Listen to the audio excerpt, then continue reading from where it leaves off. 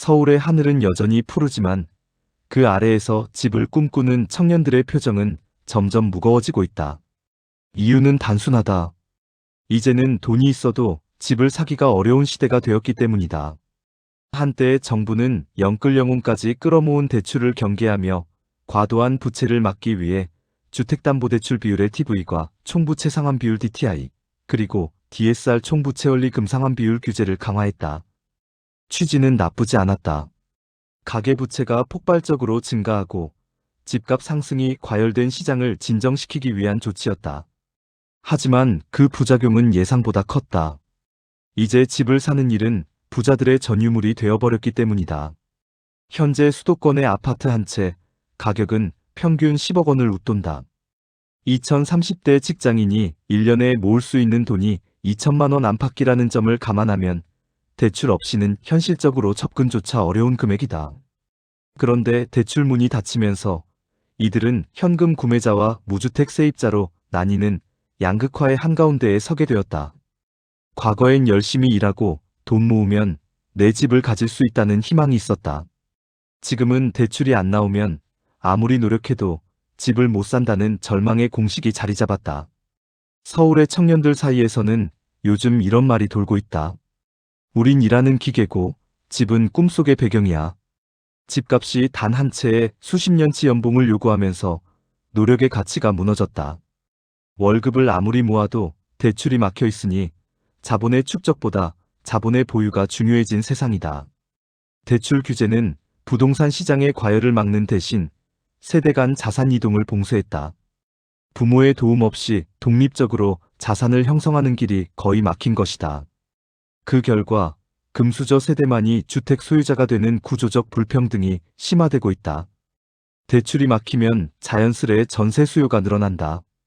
하지만 전세제도 또한 불안정하다.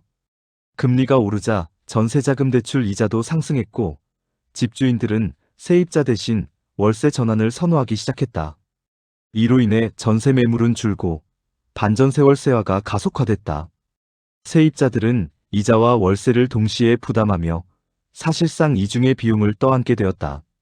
집을 못 사니 전세를 찾고 전세가 줄어 월세로 내몰리고 결국 주거비 부담은 천정부지로 치솟는다. 대출 규제는 부채를 줄였지만 동시에 중산층의 자산 축적 통로를 끊었다. 과거 중산층은 대출을 받아 집을 사고 시간이 지나 집값이 오르면 그 차익으로 더 나은 주거로 이동했다. 하지만 이제는 대출이 막혀 그 사다리 자체가 사라졌다. 그 결과 자산 불평등은 고착화되고 세대 이동성은 줄어들었다. 노력하면 나아질 수 있다는 믿음이 무너진 사회는 결국 소비 위축과 사회적 냉소를 낳는다. 대출 규제는 수요를 억제하는 효과를 가져왔지만 공급이 병행되지 않으면 시장은 오히려 더 경직된다. 수요가 잠깐 줄더라도 공급 부족이 계속되면 결국 가격은 다시 오른다. 규제로는 시장을 멈출 수 없고 오히려 현금 부자만이 움직이는 비정상적 시장이 형성된다. 이런 구조는 정상적인 경제 활동을 하는 서민층을 배제하고 투기 수요자에게만 문을 여는 역설을 낳는다. 정책은 늘 시장 안정을 명분으로 내세운다.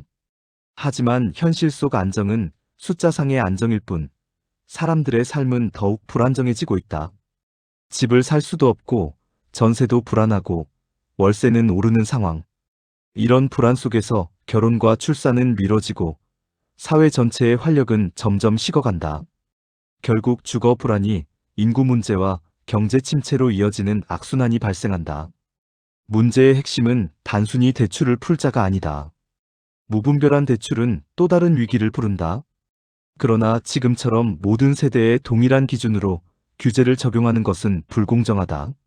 실수요자 중심의 대출 완화, 청년 신혼부부 대상 맞춤형 주택 금융, 공공주택 대신 자가 보유를 향한 중장기 지원 구조. 이 세 가지가 함께 움직여야 한다. 단기적인 시장 억제가 아니라 미래 세대의 자산 형성 경로를 복원하는 정책이 필요하다.